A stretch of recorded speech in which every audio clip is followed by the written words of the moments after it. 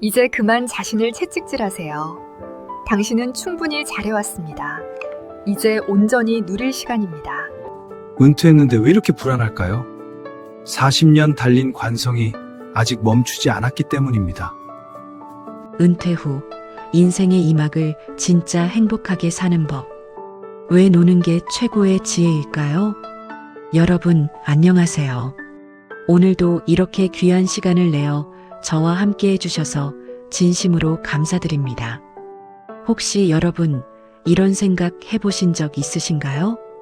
이제 은퇴했는데 왜 이렇게 마음이 불편할까? 아침에 눈을 떴는데 갈 곳이 없으니까 뭔가 허전하고 불안해. 맞습니다. 저도 수많은 구독자분들로부터 이런 고민을 들어왔습니다. 40년, 아니, 어쩌면 50년 가까이 앞만 보고 달려오셨죠. 가족을 위해, 아이들을 위해, 그리고 노후를 위해. 아침 일찍 일어나 출근하고, 밤늦게 돌아오고, 주말에도 쉬지 못하고 일했던 그 긴 시간들. 그런데 막상 은퇴하고 나니까 이상하게도 마음이 편하지 않습니다. 마치 평생을 전력 질주로 달려온 마라톤 선수가 결승선을 통과한 순간과 같습니다. 박수 소리가 잦아들고 이제는 멈춰서서 숨을 골라야 할 시간인데도 여전히 발은 달리고 싶어 꿈틀거립니다. 심장은 빠르게 뛰고 온몸의 근육은 긴장 상태를 유지하고 있습니다. 이것이 바로 우리네 은퇴 후의 진짜 모습이 아닐까요? 오늘 이 시간에는 여러분께 정말 중요한 이야기를 하나 나누려고 합니다. 70대를 넘어 80대까지 살아오신 선배님들이 제게 하나같이 하셨던 말씀이 있습니다. 처음 들었을 때는 저도 깜짝 놀랐습니다. 그때 더 열심히 일하지 못한 게 후회되는 게 아니라 왜 그렇게 쉬지 못했을까? 그게 가장 후회된다. 어떻습니까? 의외의 고백 아닙니까? 우리는 지금까지 더 열심히 일할 걸, 더 많이 벌 거리라는 후회를 예상했는데 정작 인생의 저 끝자락에 계신 분들은 정반대의 이야기를 하십니다. 자, 그럼 시작에 앞서 구독과 좋아요를 꾹 하고 눌러주시면 정말 고맙습니다. 자, 그럼 지금부터 시작하겠습니다. 오늘 이 영상에서는 70대, 80대 어르신들의 생생한 후회담을 바탕으로 우리가 그동안 놓치고 있었던 쉼의 진정한 가치와 남은 인생을 오롯이 나답게 그리고 정말 행복하게 살아가는 구체적인 방법 8가지를 깊이 있게 나누어 보려 합니다. 이 영상이 끝날 즈음 여러분은 아무것도 하지 않아도 괜찮다는 강력한 위로와 함께 새로운 인생의 지도를 발견하게 되실 겁니다. 편안하게 앉으시고 차 한 잔 옆에 두시고 지금부터 저와 함께 천천히, 아주 천천히 걸어가 보시겠습니까? 40년 마라톤의 관성, 왜 우리는 멈추지 못하는가? 자, 이제 본격적으로 이야기를 시작해 보겠습니다. 여러분, 혹시 이런 경험 있으신가요? 은퇴하고 나서 알람이 울리지 않았는데도 새벽 6시에 눈이 번쩍 떠집니다. 40년 넘게 몸에 배인 습관 때문입니다. 일어나서 옷을 입으려다가 문득 깨닫습니다. 아, 오늘은 갈 곳이 없구나. 그 순간 가슴 한편이 텅 빈 것 같은 느낌. 혹시 경험해 보셨습니까? 우리는 놀면 안 된다는 무언의 압박 속에서 평생을 보냈습니다. 어렸을 때부터 그랬습니다. 놀지 말고 공부해라, 게으름 피우지 마라, 시간을 허비하지 마라. 이런 말들을 귀에 못이 박히도록 들으며 자랐습니다. 성실함은 최고의 미덕이었습니다.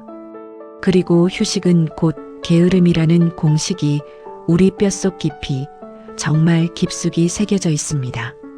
학교에서 직장으로, 직장에서 다시 가정을 지키는 투사로 우리는 단 하루도, 정말 단 하루도 마음 편히 쉬어본 적이 없습니다. 명절에도, 주말에도, 휴가 중에도 늘 무언가를 해야 한다는 강박에 시달렸습니다. 제가 만난 72세 되시는 한 어르신의 이야기를 들려드리겠습니다. 그분은 대기업에서 임원까지 하신 분이었습니다.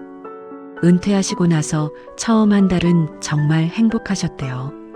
아, 이제 쉴 수 있구나 하면서요. 그런데 2달째 되니까 불안이 밀려오기 시작했답니다. 이렇게 아무것도 안 하면 치매에 걸리는 거 아니야?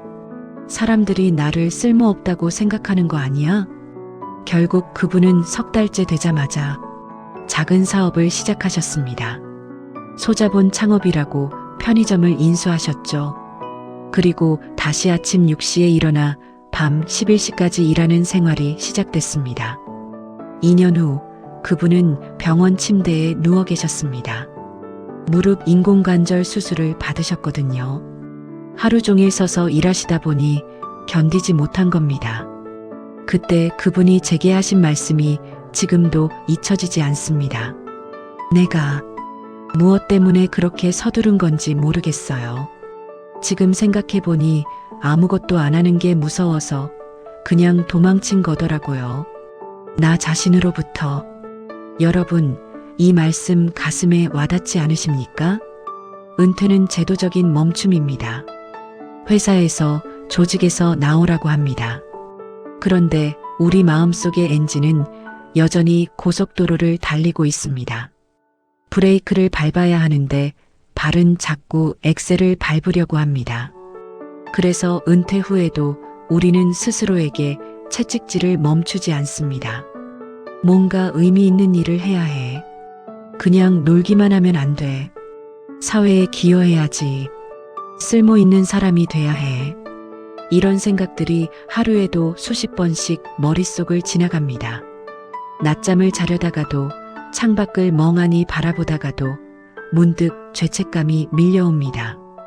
내가 지금 뭐 하는 거지? 시간을 낭비하고 있는 건 아닐까?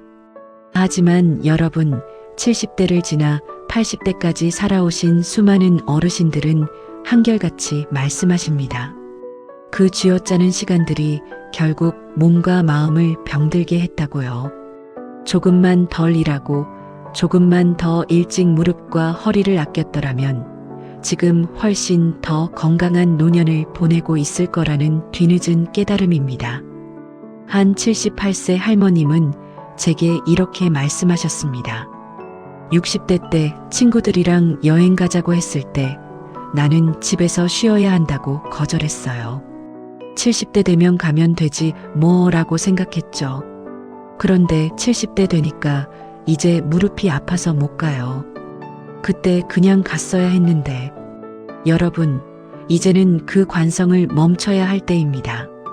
40년, 50년 넘게 달려온 당신의 몸에게 이제는 멈춰서도 된다고, 정말 고생 많았다고, 이제 쉬어도 괜찮다고 말해줄 용기가 필요합니다. 그 용기를 내는 것, 그것이 바로 진짜 지혜로운 노년의 시작입니다. 불안 회피형 활동의 함정을 경계하라. 자, 그렇다면 우리가 은퇴 후 다시 일을 찾는 진짜 이유는 무엇일까요? 많은 분들이 생활비 때문에라고 대답하십니다. 물론 경제적인 이유도 있겠죠. 하지만 솔직하게, 정말 솔직하게 마음속을 들여다보면 그보다 더 깊은 곳에 불안이 자리 잡고 있습니다. 가만히 있으면 세상에서 잊힐 것 같은 두려움, 쓸모없는 존재가 될 것 같은 공포, 사람들이 나를 이제 끝난 사람으로 볼까봐 두려운 마음. 이것을 심리학에서는 불안 회피형 활동이라고 부릅니다. 진짜 그 일을 하고 싶어서가 아니라 집에 혼자 남겨지는 것이 무서워서, 텅 빈 시간을 마주하는 게 두려워서, 그래서 일정을 채우는 것입니다. 제가 상담했던 76세 되시는 한 어르신의 이야기를 들려드리겠습니다. 그분은 은퇴 후 6개월 만에 편의점 아르바이트를 시작하셨습니다. 주 5일 하루 8시간씩 일하셨죠. 처음에는 괜찮았습니다. 뭔가를 하고 있다는 느낌, 사람들을 만난다는 느낌이 좋았다고 하십니다. 그런데 1년쯤 지나자 몸에 이상 신호가 오기 시작했습니다. 허리가 아프고 다리가 붓고 밤에 잠을 제대로 못 자고 병원에 가보니 디스크 초기 증상이 왔다고 하더랍니다. 의사 선생님이 물으셨답니다. 왜 이 나이에 이렇게 무리하세요? 그때 그분은 눈물이 났다고 합니다. 왜냐하면 자기 자신도 왜 그렇게 무리하는지 알 수 없었기 때문입니다. 그날 밤 혼자 조용히 생각해 보니까 답이 나왔답니다. 나는 일이 하고 싶어서 한 게 아니었어요. 집에 혼자 있는 게 무서워서 아무것도 안 하는 나 자신을 견딜 수가 없어서 그냥 도망친 거였어요. 편의점이 피난처였던 거죠. 자신이 도망치고 싶었던 것은 일이 아니라 바로 자기 내면의 공허함이었다는 걸 깨달았을 때 그분은 비로소 편의점을 그만두실 수 있었습니다. 여러분, 주변을 한번 둘러보세요. 친구들이 요가를 배운다고 하니까 나도 뭔가 해야 할 것 같아서 요가 학원을 등록합니다. 이웃이 봉사활동을 다닌다고 하니까 나도 뒤처지는 것 같아서 봉사단체에 가입합니다. 월요일은 요가, 화요일은 서예, 수요일은 봉사활동, 목요일은 등산 모임, 금요일은 노인대학. 일주일이 빼곡하게 프로그램으로 채워집니다. 그런데 문제는 뭘까요? 마음은 여전히 공허한데 몸만 녹초가 됩니다. 집에 돌아오면 너무 피곤해서 쓰러지듯 잠이 들지만 아침에 일어나면 여전히 마음은 무겁습니다. 오늘도 또 어디를 가야 하네 하는 생각이 먼저 듭니다. 이것이 바로 악순환입니다. 불안을 피하려고 활동을 채우는데 그 활동들이 오히려 우리를 더 빨리 소모시킵니다. 심리학자 에릭 에릭슨이라는 분이 계십니다. 이분은 인간의 발달 단계를 8가지로 나누었는데요. 노년의 과제를 뭐라고 했을까요? 성취가 아니라 통합이라고 했습니다. 무슨 말이냐면 더 많이 해내는 것이 아니라 지금까지 해온 것들을 차분히 정리하고 받아들이는 시간이 훨씬 더 중요하다는 뜻입니다. 내 인생을 돌아보고 내가 걸어온 길을 인정하고 잘한 것도 있고 못한 것도 있지만 그 모든 것이 나의 인생이었다고 통합하는 것. 그것이 노년의 진짜 과제입니다. 그런데 우리는 여전히 성취의 프레임에 갇혀 있습니다. 나는 이번 달에 뭘 했지? 올해는 뭘 이뤘지? 나는 지금 뭔가 생산적인 일을 하고 있나? 이런 질문들로 자신을 괴롭힙니다. 여러분, 이제 그만하셔도 됩니다. 평생 성취하며 살아오셨습니다. 이제는 통합할 시간입니다. 바쁘게 채우는 것이 아니라 고요하게 정리하는 시간. 그것이 지금 우리에게 필요한 것입니다. 몸에 새겨진 낡은 긴장을 풀어주는 무의의 연습. 자, 이제 조금 더 깊은 이야기를 해볼까 합니다. 여러분, 지금 잠깐 눈을 감아보세요. 그리고 자신의 어깨에 집중해 보세요. 혹시 어깨가 올라가 있지 않습니까? 목이 뻣뻣하지 않습니까? 턱에 힘이 들어가 있지 않습니까? 천천히, 아주 천천히 어깨를 내리고 턱에 힘을 빼고 목을 부드럽게 풀어보세요. 어떻습니까? 이렇게 의식적으로 하지 않으면 우리 몸은 항상 긴장 상태를 유지하고 있습니다. 수십 년간의 긴장은 우리 몸 구석구석에 깊이 새겨져 있습니다. 늘 굳어있는 어깨, 얕은 호흡, 밤에도 이를 악무는 습관, 꿈속에서도 무언가에 쫓기는 마음까지. 이 모든 것들이 40년, 50년간 쌓인 긴장의 흔적들입니다. 은퇴했다고 해서 이 긴장이 자동으로 풀리지는 않습니다.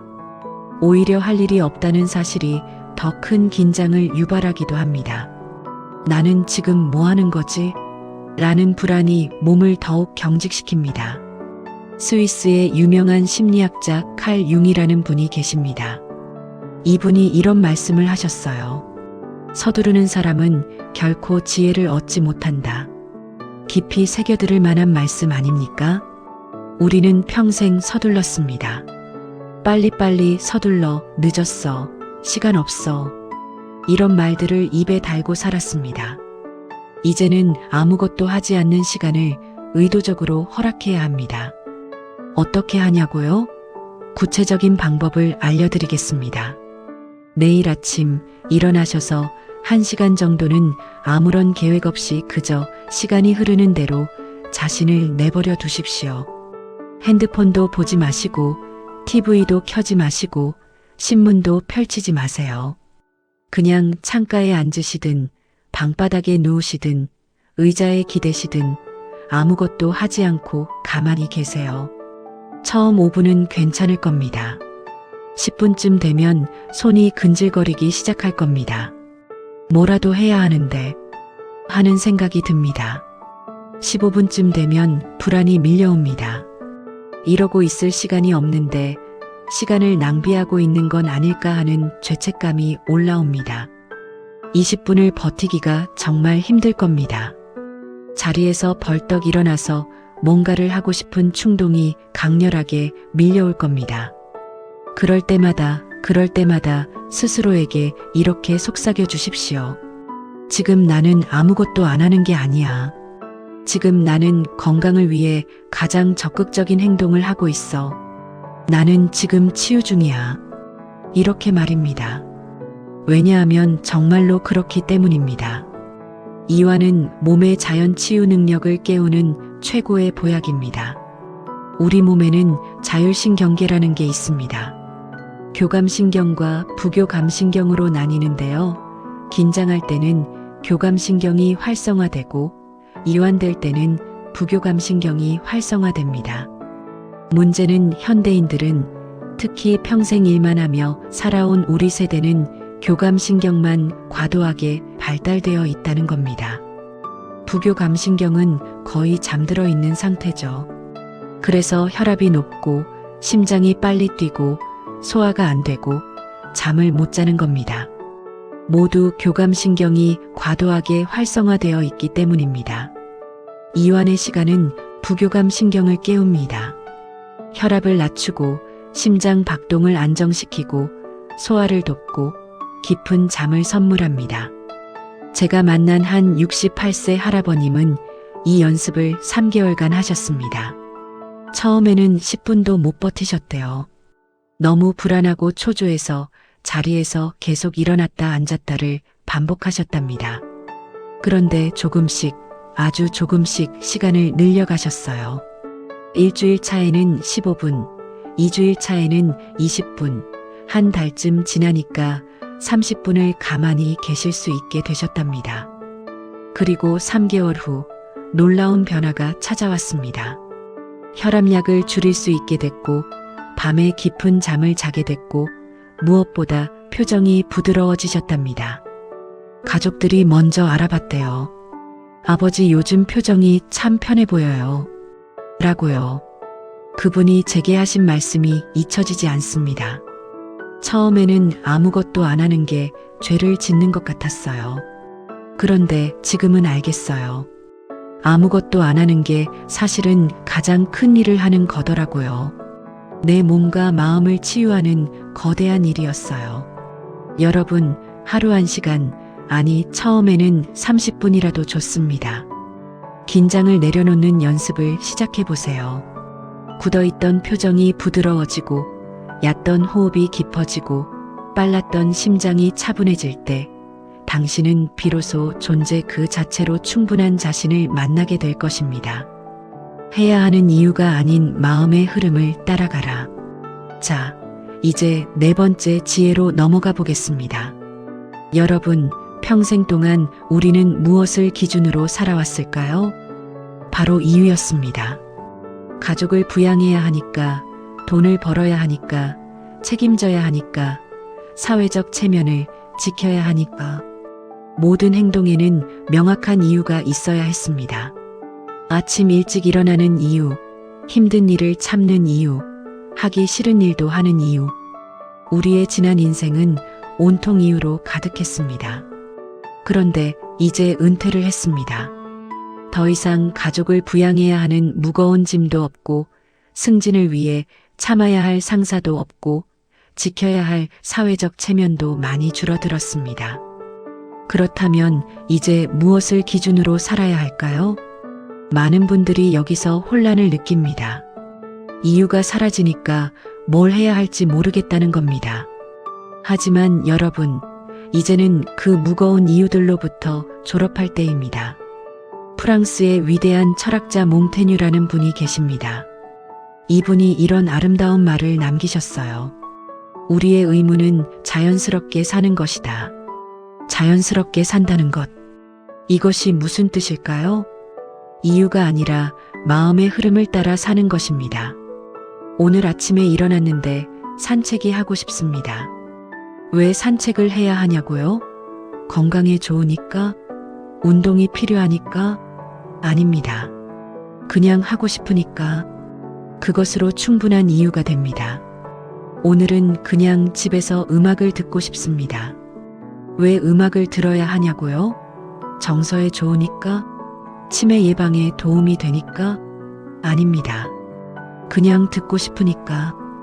그것이 오늘의 가장 중요한 목표가 되는 겁니다. 평생 의무를 다하며 살아오셨습니다. 이제는 마음 가는 대로 살 자격이 충분합니다. 제가 상담했던 74세 할머님의 이야기를 들려드리겠습니다. 그 할머님은 평생 초등학교 교사로 일하셨습니다. 30년 넘게 아이들을 가르치시며 한 번도 지각한 적이 없으셨대요. 비가 오나 눈이 오나 항상 제 시간에 학교에 도착하셨답니다. 은퇴하시고 나서도 그 습관이 남아 있었습니다. 아침 7시에 일어나서 8시에 아침 식사하고 9시에는 뭔가를 시작해야 한다는 강박. 그런데 할 일이 없으니 불안하신 거예요. 그래서 노인대학도 다니시고 자원봉사도 하시고 친구들과의 약속도 빼곡하게 잡으셨답니다. 그런데 1년쯤 지나니까 너무 피곤하신 거예요. 어느 날 정말 몸이 아파서 모든 약속을 취소하시고 집에만 계신 날이 있었답니다. 처음에는 불안했대요. 이러면 안 되는데 하는 생각이 계속 들었답니다. 그런데 오후쯤 되니까 창밖에 새소리가 들리더랍니다. 그동안 한 번도 들어본 적 없는 소리였대요. 매일 그 집에서 살았는데 새소리를 들어본 적이 없었던 겁니다. 그 순간 깨달으셨답니다. 아, 내가 그동안 너무 바빴구나. 새소리도 못 들을 만큼. 그날부터 할머님은 변하기 시작하셨습니다. 아침에 일어나서 오늘은 뭐 하고 싶지? 라고 자신에게 물어보기 시작하셨대요. 산책이 하고 싶으면 산책을 가고, 책이 읽고 싶으면 책을 읽고, 그냥 누워 있고 싶으면 누워 계시는 겁니다. 이유 없이 그냥 마음이 가는 대로요. 6개월쯤 지나니까 놀라운 변화가 찾아왔습니다. 불안이 사라진 거예요. 그리고 삶이 훨씬 더 풍요로워졌답니다. 그 할머님이 제게 하신 말씀이 있습니다. 전에는 일정표대로 사는 게 효율적이라고 생각했어요. 그런데 지금 보니 그건 기계적으로 사는 거더라고요. 지금처럼 마음 가는 대로 사니까 하루하루가 살아있는 느낌이에요. 여러분, 마음의 신호에 귀를 기울여 보십시오. 피곤하면 쉬고, 조용히 있고 싶으면 혼자 머무르고, 사람이 보고 싶으면 나가고, 이렇게 정직하게 마음의 흐름을 따라 사는 것. 이것이 바로 자연스럽게 사는 것입니다. 그리고 이렇게 마음의 흐름을 따라갈 때 노년의 정신 건강은 비로소 회복되기 시작합니다. 스트레스가 사라진 자리에 삶의 생동감이 다시 차오르기 시작할 것입니다. 일상의 사소함에서 발견하는 깊은 환희. 자, 이제 5번째 지혜로 넘어가겠습니다. 여러분께 질문 하나 드리겠습니다. 지난 한 달 동안 가장 행복했던 순간이 언제였습니까? 많은 분들이 대단한 일, 특별한 일을 떠올리려고 애쓰십니다. 자식이 찾아왔을 때, 여행을 갔을 때, 친구들과 모임을 가졌을 때, 물론 그런 순간들도 소중합니다. 하지만 여러분, 진짜 행복은 그런 특별한 순간보다 훨씬 더 가까운 곳에 있습니다. 바로 일상의 아주 작은 순간들입니다. 아침에 마시는 따뜻한 차 한 잔의 온기, 창가로 스며드는 오후의 햇살, 발바닥에 닿는 부드러운 슬리퍼의 감촉, 저녁에 들리는 저 멀리 아이들 웃음소리. 이런 것들 말입니다. 노년의 행복은 화려한 해외여행이나 대단한 업적에 있지 않습니다.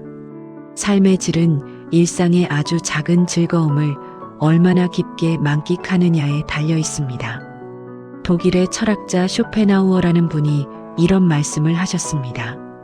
행복은 원하는 것을 얻는 게 아니라 가진 것을 즐기는 데 있다. 우리는 이미 충분히 많은 것을 가졌습니다. 따뜻한 집, 먹을 수 있는 밥, 마실 수 있는 물, 누울 수 있는 침대. 그런데 그것들을 제대로 느껴볼 여유가 없었을 뿐입니다. 아침에 차 한 잔을 마신다고 생각해 보세요. 보통은 어떻게 하십니까? 습관적으로 컵을 들어서 핸드폰을 보거나 TV를 보면서 거의 의식하지 못한 채 그냥 마십니다. 3분도 안 걸립니다. 그런데 오늘부터 한번 이렇게 해보세요. 차를 우리는 순간부터 집중하는 겁니다. 뜨거운 물이 찻잔에 부어지는 소리를 듣고 차에서 올라오는 향을 천천히 맡아보는 겁니다. 첫 모금을 입에 머금었을 때 그 온기가 입안에서 혀로, 목으로 넘어가는 느낌을 세세하게 느껴보는 겁니다. 뱃속으로 들어간 따뜻함이 온몸으로 퍼져나가는 것을 느껴보는 겁니다. 이렇게 10분에 걸쳐 차 한 잔을 음미하는 겁니다. 이것을 마음 챙김이라고 합니다. 영어로는 마인드풀니스라고 하죠. 제가 만난 한 70세 할아버님은 이 방법으로 삶이 완전히 바뀌셨습니다. 그분은 평생 우울증을 달고 사셨답니다. 은퇴하고 나서는 더 심해지셨고요. 병원에서 약도 먹고 상담도 받으셨지만 크게 나아지지 않았답니다. 그런데 우연히 마음 챙김 명상을 알게 되셨고 처음에는 반신반의하면서 시작하셨답니다. 아침 차 마시기부터 시작하셨어요. 첫날은 5분도 집중이 안 됐답니다. 자꾸 딴 생각이 나고 핸드폰이 보고 싶고 그런데 포기하지 않고 계속하셨습니다. 한 달쯤 지나니까 10분 동안 온전히 차에만 집중할 수 있게 되셨답니다. 그리고 놀라운 일이 일어났습니다. 차가 이렇게 맛있는 줄 몰랐어요. 30년 넘게 매일 마셨는데 처음으로 진짜 맛을 느낀 것 같아요. 거기서 멈추지 않으셨습니다. 밥 먹을 때도 산책할 때도 심지어 설거지할 때도 마음 챙김을 하기 시작하셨습니다. 밥 한 숟가락을 입에 넣고 쌀알 하나하나의 식감을 느끼고 천천히 씹으며 맛을 음미하는 겁니다. 산책할 때는 발바닥이 땅에 닿는 느낌, 바람이 뺨을 스치는 느낌, 나뭇잎이 바람에 흔들리는 소리에 집중하는 겁니다. 6개월 후 그분의 우울증이 많이 좋아지셨답니다. 약을 줄일 수 있게 됐고 무엇보다 삶이 풍요로워졌답니다. 전에는 하루가 그냥 지나갔어요. 아무 의미 없이. 그런데 지금은 하루하루가 선물 같아요. 너무나 많은 작은 기쁨들로 가득 차 있더라고요. 여러분, 이런 마음 챙김의 순간들은 뇌를 활성화하고 우울증을 예방하는 강력한 힘이 있습니다. 과학적으로도 입증됐습니다. 매일 저녁 침대에 누우시기 전에 오늘 하루 중 사소하지만 좋았던 일 3가지를 떠올려 보세요. 가능하면 공책에 적으시는 것도 좋습니다. 오늘 아침 하늘이 참 맑았다. 점심에 먹은 된장찌개가 정말 맛있었다. 이웃 할머니가 반갑게 인사해 주셨다. 이렇게 작은 것들 말입니다.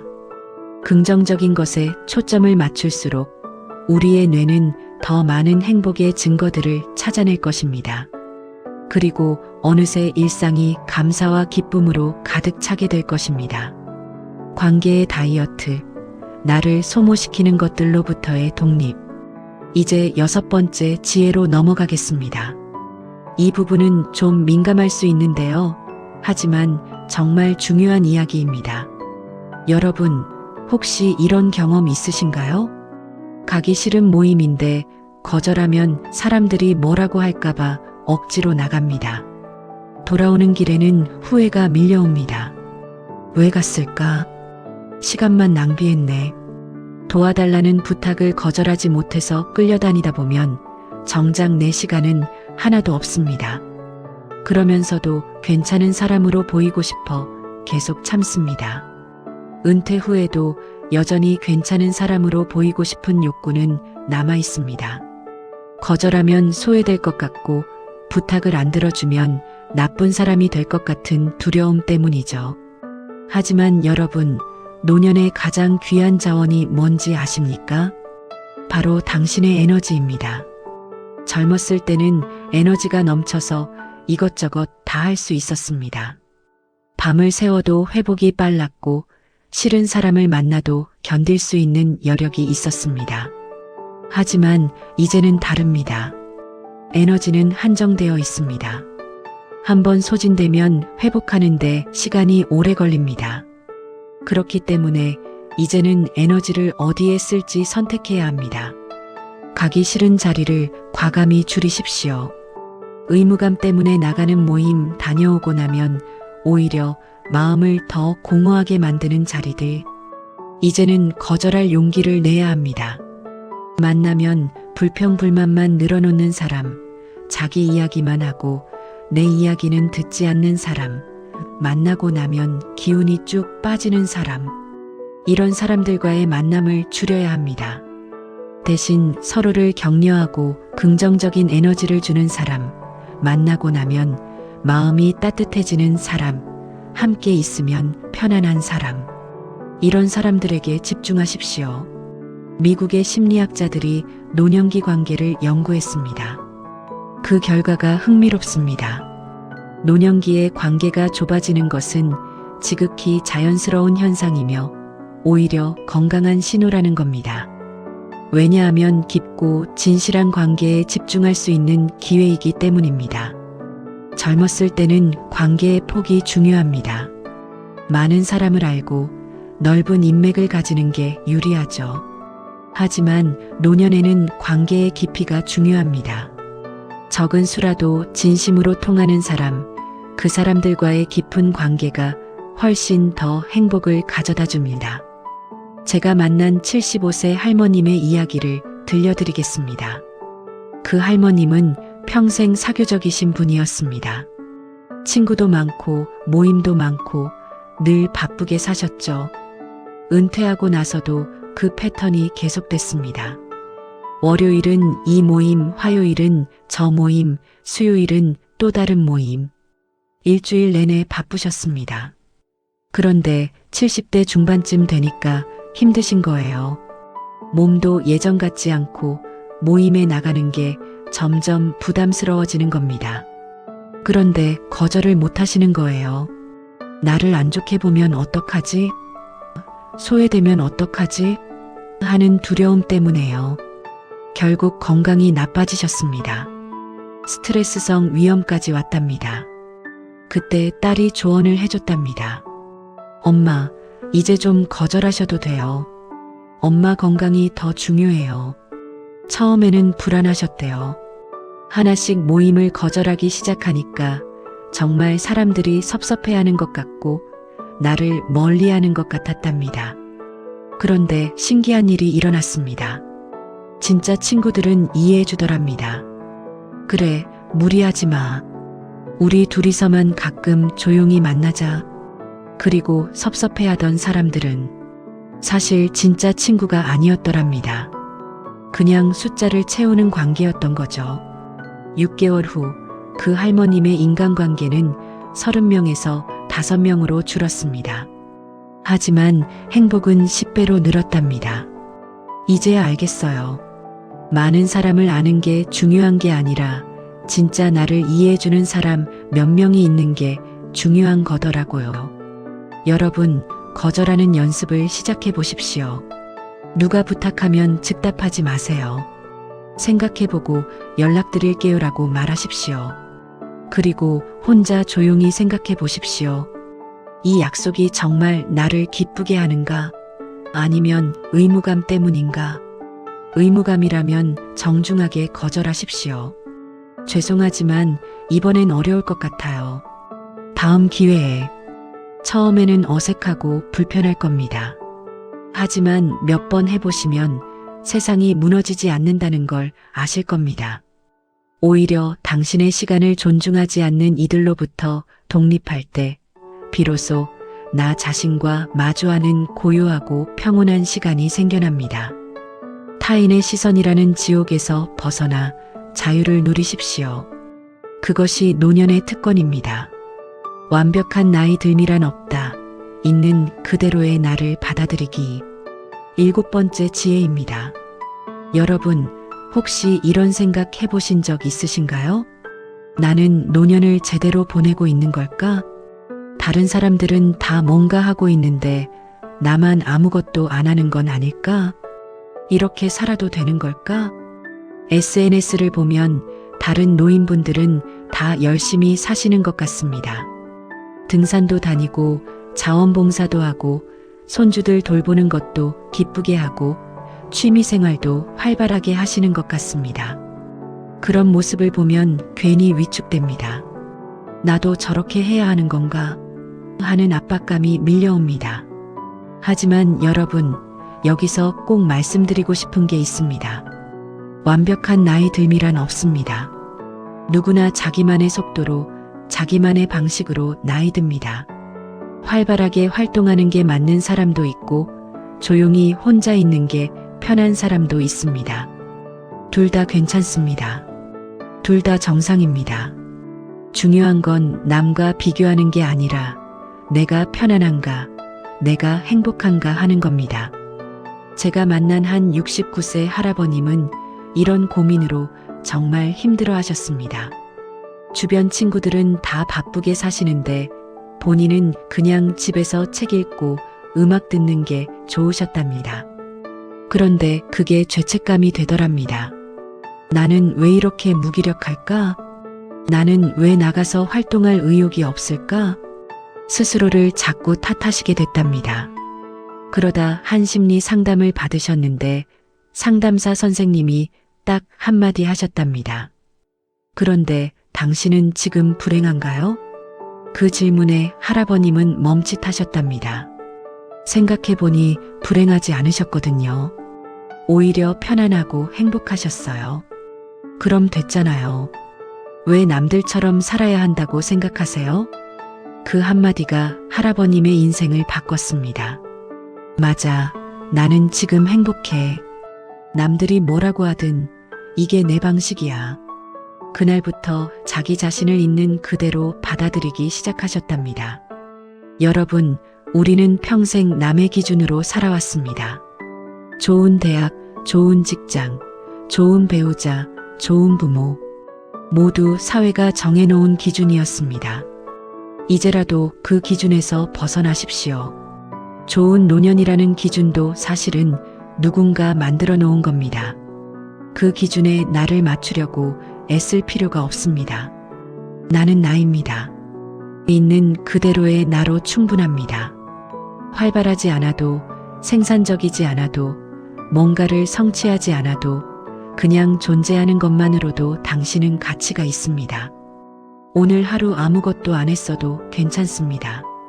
내일도 아무것도 안 할 수 있습니다. 그것도 괜찮습니다. 자기 자신을 있는 그대로 받아들일 때 비로소 진짜 평화가 찾아옵니다. 지금 이 순간을 놓치지 마라. 후회는 미래에만 있다. 마지막 8번째 지혜입니다. 여러분, 70대, 80대 어르신들이 가장 많이 하시는 말씀이 뭔지 아십니까? 그때 그렇게 할 걸. 과거를 후회하는 말씀입니다. 60대 때 더 여행 다닐 걸. 건강할 때 더 많이 움직일 걸. 친구들과 더 자주 만날 걸. 모두 과거에 대한 후회입니다. 그런데 생각해 보세요. 지금 이 순간도 10년 후에는 그때가 됩니다. 지금 60대이신 분들 10년 후 70대가 되어서 60대 때 더 쉴 걸 하고 후회하실 건가요? 지금 70대이신 분들 10년 후 80대가 되어서 70대 때 더 즐길 걸 하고 후회하실 건가요? 후회는 항상 미래에 있습니다. 지금을 제대로 살지 못했을 때 미래에 후회가 찾아옵니다.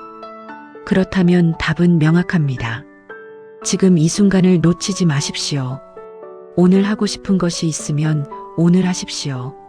내일로 미루지 마세요. 오늘 만나고 싶은 사람이 있으면 오늘 연락하십시오. 다음 주로 미루지 마세요. 오늘 먹고 싶은 것이 있으면 오늘 드십시오. 다이어트는 내일부터 해도 됩니다. 우리에게 남은 시간이 무한하지 않다는 것을 인정하십시오. 그것이 슬픈 일이 아니라 지금을 더 소중하게 만드는 지혜입니다. 제가 만난 83세 할머님이 하신 말씀이 있습니다. 나는 이제 내일을 계획하지 않아요. 오늘만 생각해요. 오늘 행복하면 그것으로 충분해요. 얼마나 아름다운 태도입니까? 여러분, 지금 이 순간 여러분은 무엇을 느끼고 계십니까? 잠시 눈을 감고 느껴보세요.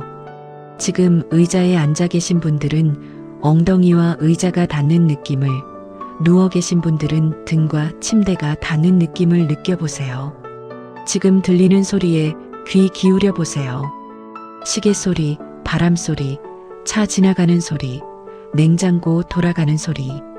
지금 이 순간 당신은 살아 있습니다. 숨을 쉬고 있고 심장이 뛰고 있고 이 영상을 보고 있습니다. 이것이 바로 기적입니다. 우리는 너무 자주 과거에 살거나 미래를 걱정하며 살았습니다. 정작 가장 중요한 지금 이 순간은 놓쳐버렸습니다. 하지만 과거는 이미 지나갔습니다. 바꿀 수 없습니다. 미래는 아직 오지 않았습니다. 어떻게 될지 알 수 없습니다. 우리가 실제로 가진 것은 오직 지금 이 순간뿐입니다. 그러니 이 순간을 온전히 살아내십시오. 과거의 후회에 묶이지 마시고 미래의 불안에 떨지 마십시오. 오늘 아침 눈을 뜨신 것에 감사하십시오. 오늘 하루를 살 수 있다는 것에 감사하십시오. 그리고 이 하루를 후회 없이 당신답게 살아가십시오. 늦게 도착한 자유, 이제는 온전히 누릴 시간 10분. 자, 여러분. 벌써 50분이라는 시간이 흘렀습니다. 긴 시간 동안 저와 함께 해주셔서 정말 감사합니다. 지금까지 우리는 70대, 80대 선배님들이 털어놓으신 진솔한 후회들을 통해 노년을 후회 없이 보내는 8가지 지혜를 함께 나누어 보았습니다. 잠시 정리를 해볼까요? 첫 번째, 40년 마라톤의 관성을 멈추는 것. 이제는 쉬어도 된다고, 멈춰서도 괜찮다고 자신에게 말해주는 용기. 두 번째, 불안 회피형 활동의 함정을 경계하는 것. 진짜 하고 싶어서가 아니라 불안해서 하는 일들을 내려놓는 지혜. 세 번째, 몸에 새겨진 긴장을 푸는 무의의 연습. 하루 1시간 아무것도 하지 않으며 몸과 마음을 치유하는 시간. 네 번째, 해야 하는 이유가 아닌 마음의 흐름을 따라가는 것. 의무가 아니라 마음이 원하는 대로 사는 자유. 다섯 번째, 일상의 사소함에서 깊은 환희를 발견하는 것. 차 한 잔, 햇살 한 줌에서 행복을 느끼는 마음 챙김. 여섯 번째, 관계의 다이어트. 나를 소모시키는 관계에서 벗어나 진짜 친구들과의 깊은 유대에 집중하는 것. 일곱 번째, 있는 그대로의 나를 받아들이기. 완벽한 노년이란 없으며 나만의 방식으로 나이 드는 것을 인정하는 것. 여덟 번째, 지금 이 순간을 놓치지 않기. 과거의 후회와 미래의 불안에서 벗어나 오늘을 온전히 사는 것. 이 모든 이야기의 핵심은 결국 단 하나로 귀결됩니다. 이제 그만 자신을 채찍질하십시오. 여러분, 당신은 지난 40년, 50년, 어쩌면 60년 넘는 세월 동안 충분히 최선을 다해 살아오셨습니다. 아침 일찍 일어나 출근하고 밤늦게 돌아와 쓰러지듯 잠들고 주말에도 쉬지 못하고 가족을 돌보고 한 번도 제대로 쉬어본 적 없이 달려오셨습니다. 가족을 위해, 아이들을 위해, 부모님을 위해, 그리고 더 나은 내일을 위해. 자신은 항상 맨 마지막 순서였습니다. 먹고 싶은 것도 참고, 하고 싶은 것도 미루고, 아픈 것도 숨기며 살아오셨습니다. 그렇게 평생을 헌신하며 살아오셨습니다. 이제 누리는 휴식은 게으름이 아닙니다. 이것은 인생이라는 긴 여정을 완주한 당신에게 주어지는 가장 정당한 훈장입니다. 노는 삶은 방종이 아닙니다. 이것은 드디어 찾아온 자유를 정중하게 맞이하는 방식입니다. 혹시 지금 이 순간에도 무언가 해야 할 것 같아 불안하시다면 그것은 당신이 그만큼 성실하게 살아왔다는 훈장 같은 습관임을 기억하십시오. 그 불안을 따뜻하게 다독여 주십시오. 그래, 내가 나를 지금까지 잘 지켜줬어. 고마워. 그런데 이제는 좀 쉬어도 돼. 이렇게 말해 주십시오. 70대, 80대 어르신들이 한결같이 하신 말씀이 있습니다. 젊은 사람들에게, 그리고 이제 막 은퇴한 사람들에게 꼭 전하고 싶은 말이 있어요. 제발 우리처럼 후회하지 말라고요. 쉴 수 있을 때 쉬라고, 놀 수 있을 때 놀라고, 즐길 수 있을 때 즐기라고요. 한 78세 할아버님은 눈물을 글썽이시며 이렇게 말씀하셨습니다. 나는 65세에 은퇴하고도 70세까지 5년을 일했어요. 돈이 필요해서가 아니었어요. 그냥 놀면 안 될 것 같았거든요. 그런데 70세 되니까 무릎이 안 좋아져서 여행을 못 가요. 친구들이 제주도 가자고 했을 때 갈걸. 친구들이 등산 가자고 했을 때 갈걸. 그때는 괜찮다고, 나중에 가면 된다고 했는데 나중은 안 왔어요. 또 한 분은 이렇게 말씀하셨습니다. 나는 평생 남 눈치 보며 살았어요. 사람들이 뭐라고 할까봐, 나쁘게 보면 어떡하나 싶어서 80이 넘어서야 깨달았어요. 아무도 나한테 관심 없더라고요. 다들 자기 인생 사느라 바빠요. 그런데 나는 평생을 헛개비 같은 남의 시선 때문에 내 인생을 못 살았어요. 이 말씀들이 여러분의 가슴에 닿기를 바랍니다. 우리에게 주어진 시간은 한정되어 있습니다. 60대에는 60대의 건강이 있고 70대에는 70대의 체력이 있습니다. 나중에라는 말은 때로는 영원히 오지 않습니다. 그러니 오늘 하고 싶은 것이 있으면 오늘 하십시오. 오늘 만나고 싶은 사람이 있으면 오늘 만나십시오. 내일로 미루지 마십시오. 내일은 약속되지 않았습니다.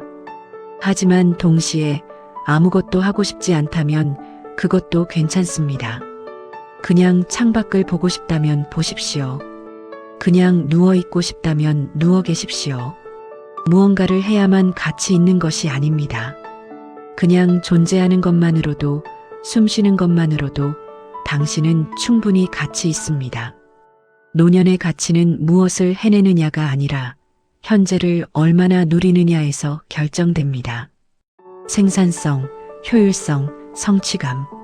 이런 단어들은 이제 내려놓으셔도 됩니다. 대신 평온, 만족, 감사. 이런 단어들로 당신의 노년을 채워가십시오. 여러분, 마지막으로 한 가지 부탁을 드리고 싶습니다. 오늘 이 영상을 보신 후에 잠시 시간을 내어 자기 자신에게 편지를 써보시면 어떨까요? 그동안 정말 수고 많았어. 고생했어. 이제는 좀 쉬어도 돼. 넌 충분히 잘했어. 이렇게 말입니다. 평생 다른 사람들에게는 위로의 말을 건넸지만 정작 자기 자신에게는 그런 말을 한 번도 해본 적이 없으신 분들이 많습니다. 오늘만큼은 자기 자신을 토닥여 주십시오. 따뜻하게 안아주십시오. 당신은 정말 잘해왔습니다. 최선을 다해 살아왔습니다. 이제는 그 노고를 인정받을 자격이 충분합니다. 그리고 기억하십시오. 당신의 노년은 인생의 마지막이 아니라 인생의 2막입니다. 새로운 시작입니다. 1막에서는 다른 사람을 위해 살았다면 2막에서는 온전히 나를 위해 살 수 있는 시간입니다. 1막에서는 의무와 책임으로 살았다면 이막에서는 자유와 기쁨으로 살 수 있는 시간입니다. 일막에서는 성취와 성공을 추구했다면 이막에서는 평온과 만족을 누릴 수 있는 시간입니다. 이 얼마나 축복받은 시간입니까? 평생을 달려온 끝에 드디어 도착한 이 자유를, 이 평화를 온전히 누리시기를 진심으로 바랍니다.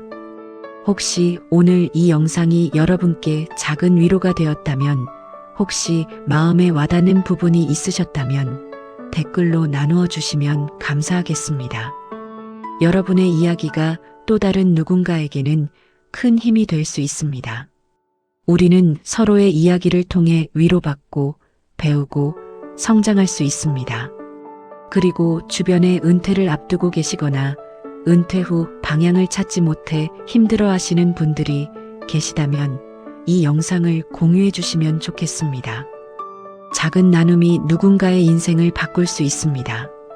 오늘도 이렇게 긴 시간 동안 저와 함께 해주신 모든 구독자 여러분께 진심으로 감사드립니다. 여러분 한 분 한 분이 계셔서 이 채널을 운영할 수 있는 겁니다. 여러분이 제 삶의 큰 의미이자 기쁨입니다. 오늘보다 내일이 더 평온하시기를, 그리고 매일매일이 작은 행복으로 가득하시기를 바라며 당신의 평온하고 빛나는 인생 이막을 진심으로 응원합니다. 다음 영상에서 또 뵙겠습니다. 구독과 좋아요는 저에게는 큰 힘이 됩니다. 언제나 웃는 하루를 보내시길 바라며 이 영상이 좋았다면 많은 분들에게 공유해 주세요. 감사합니다.